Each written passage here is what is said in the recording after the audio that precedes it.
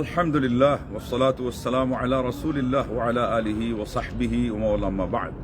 সম্মানিত দর্শক শ্রোতা, আমরা পরিস্থিতির কারণে এবং আল্লাহর দ্বীন হলো ব্যাপক, সারা পৃথিবীতে আজকাল আবার মুসলমানরা তত্র ছড়িয়ে আসে।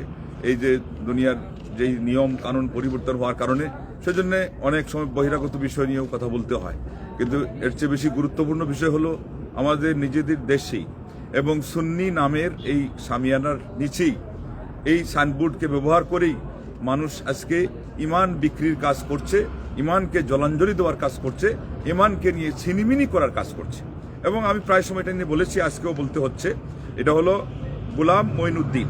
প্রথমে এটাকে নিয়ে কথা বলা দরকার। গোলাম মঈনুদ্দিন এই ভণ্ড, তার যতটুকু ভণ্ডামি করে তার মধ্যে এটাও আছে যে সে বানিয়ে আল্লাহর দ্বীনের মধ্যে কথা বলে এবং মরণকে নিয়ে তার এই সমস্ত উক্তি এবং আচরণ এটা অত্যন্ত কঠিনভাবে হৃদয় বিদারক হিসাবে পরিগণিত হয় এবং এটা প্রতিবাদের দাবি রাখে। সে বহুদিন আগেই বলেছে যে ঢোল ডপকি বাজিয়ে তাকে কবরে নিয়ে যাওয়া, তো এটা কি পরিমাণ এটা ন্যাক্কার অন্যায়। এবং আজকে দেখলাম সে দলিল দিচ্ছে, বলতেছে বেলাল রাদিয়াল্লাহু তাআলা আনহু নাকি আল্লাহ নবী সাল্লাল্লাহু আলাইহি ওয়াসাল্লামের জীবদ্দশাতেই তিনি মসজিদেই সেই আপনার এই ঢোল ডপকি বাজিয়েছেন। এখন বলতেছে কিভাবে আলেম হয়ে তিনি বলে যে এটা বাজানো যায় না। ওইটা কোন পারপাসে ছিল? আল্লাহ নবী সাল্লাল্লাহু আলাইহি ওয়াসাল্লামের ওখানে তো আর বেলাল রাদিয়াল্লাহু তাআলা কোথা থেকে বাজালেন? ছোট ছোট বাচ্চারা এগুলো করছে। এটা হলো ঈদের দিনে এই একটা পর্ব। আরেকটা হলো বিবাহের ক্ষেত্রে আল্লাহ নবী সাল্লাল্লাহু আলাইহি ওয়াসাল্লাম বলছেন, ঘোষণাও দেওয়ার কথা বলেছেন এবং সেটা দুফ হতে হবে। এটা হলো তবল আর এটা হলো দুফ। দুফটা হলো একদিকে খালি থাকে আর তবলা যেটা এটা হলো দুই দিকে বন্ধ থাকে। তো আমাদের দেশে যেগুলো আছে আরো বিভিন্ন নামে, যেগুলো একতারা দুতারা না কি যেন বলে, এগুলো তো হলো সব বাজনার। এরপরে এখানে করতেছে কোথায়? সে মসজিদের হাওলা দিল, মিথ্যা কথা। তারা এগুলো মাজারে করায়, মাজারে তাদের উরুস পর্যন্ত পালন করে, এই জন্য যে তারা এটাকে আনন্দের উৎস হিসাবে নেয়। কবরকে কেন্দ্র করে চিন্তা করে দেখেন, এরা তাহলে পরকালকে কতটুকু বিশ্বাস করে, আল্লাহকে বা কতটুকু ভয় করে, হিসাব নিকাশের তাদের মনের ভিতরে কতটুকু বা চিন্তা আছে।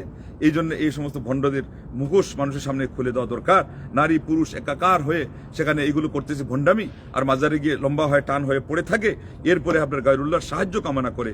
দেখেন তার আজকে মহরম উপলক্ষে আশুরায় খুব সময় এটা ঘটেছে। এমন একটা দিন যে এর চেয়ে আর বিলাপের এবং এর চেয়ে বেশি আর মাতমের কোনো দিন নাই, এত মারাত্মক দিন নাই, বড় দিন নাই, যেটা হলো হুসাইন রাদিয়াল্লাহু শহীদ হয়েছেন। তো আমির হামজা সৈয়দুস শুহাদা, আল্লাহ নবী সাল্লাল্লাহু আলাইহি ওয়াসাল্লামের চাচা যেদিন উহুদে শহীদ হইলেন, এটা হলো সবচেয়ে বড় দিন। আসলে তো মাতম ইসলামে নাই।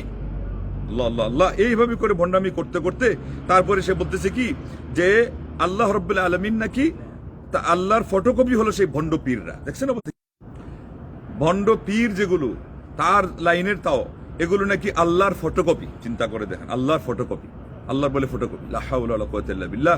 কিভাবে মানুষকে ধোঁকা দিচ্ছে।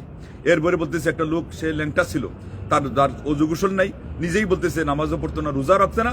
মারা যাওয়ার পরে তার চেহারা নাকি খুব একেবারে ফুটফুটে দেখা যাচ্ছে। এটা নাকি লক্ষণ যে আল্লাহর ওলিদের সাথে সম্পর্ক রাখলে এরা নাকি দুনিয়াতেও ভালো থাকে এবং পরকালেও ভালো থাকে। নামাজ নাই, রোজা নেই, এরা ভালো।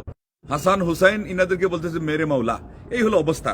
এরপর আস্তে আস্তে তার মুর্শিদকে সাহায্য চাইবে। দেখেন, আমারও মৌতের নিধান ও কালে আসিবেন মাইজ ভান্ডারী রসুল রূপ ধরে, আসিবেন কাশিম বাবা রসুল রূপ ধরে, দেখিব আপনাকে দুই নয়ন ভরে।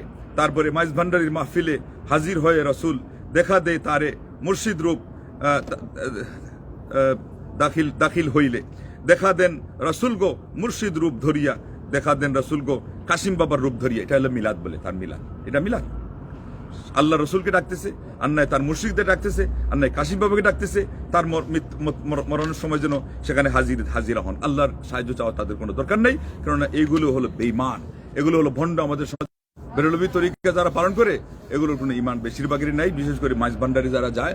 এবং এই লাইনের যেগুলো আছে, যেটার নাম আপনারা শুনলেন গোলাম মঈনুদ্দিন, এটা হলো দুনিয়ার মার্কামারা একটা ভণ্ডদের অন্যতম ভণ্ড। এর থেকে মানুষকে সাবধান করা দরকার এবং সরকার পক্ষ একবার তাকে বন্দি করে আবার ছাড়িয়ে দিল, বুঝলাম না কি কারণে। আবার এদেরকে বন্দি করা দরকার, আর নাইলে এদের তওবা করা দরকার। আরেকটা হলো ওই এলাকাতেই, ওই দেশে